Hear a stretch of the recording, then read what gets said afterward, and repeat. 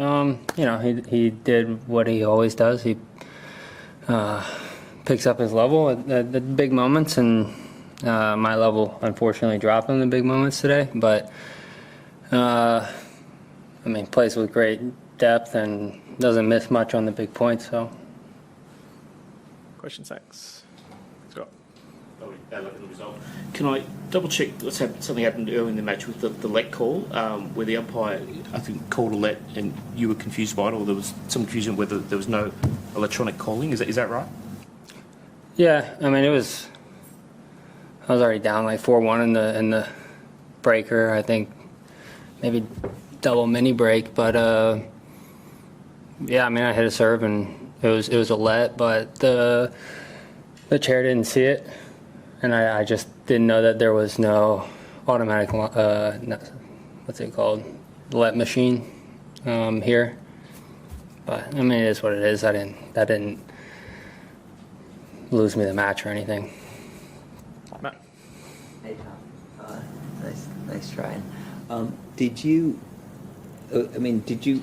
find, at least for parts of the match, you were able to execute whatever your game plan was throughout this, and then just in those tight moments were not able to? And sort of, you know, what was that game plan, and how much did Sasha take you out of it?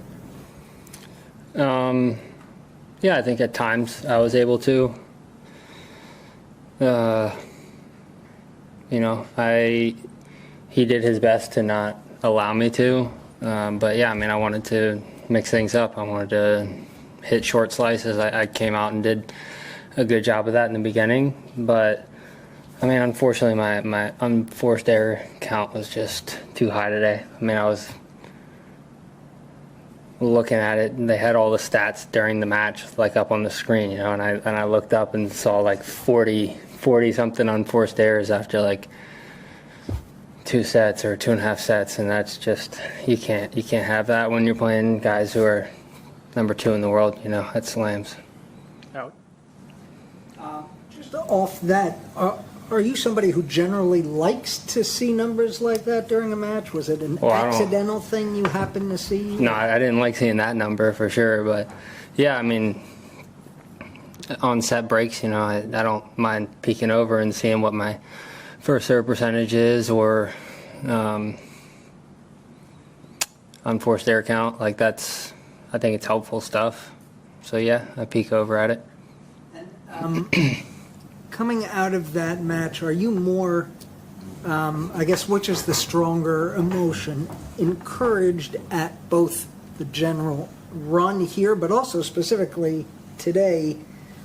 You were as good as he was in those first 2 sets for big parts of it, not in the tiebreakers. Are you more encouraged by being so close, or more, I guess, upset or discouraged by what the result wound up being? Both, you know, both. I think, you know, losing sucks always, but, you know, there's good takeaways. I mean, I served for the first 2 sets and won the third set pretty, I mean, not easy, but I won the third set, and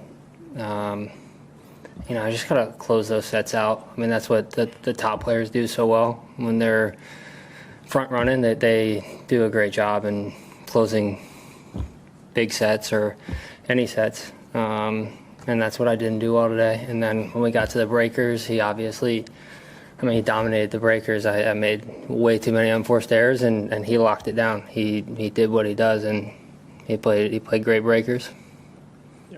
Tommy, we saw Monfils retire yesterday after having a big week in Auckland the week before the Open, and you played in Adelaide. Do you feel the cumulative effects of that coming in today, and will that change? Would you change your plans going forward?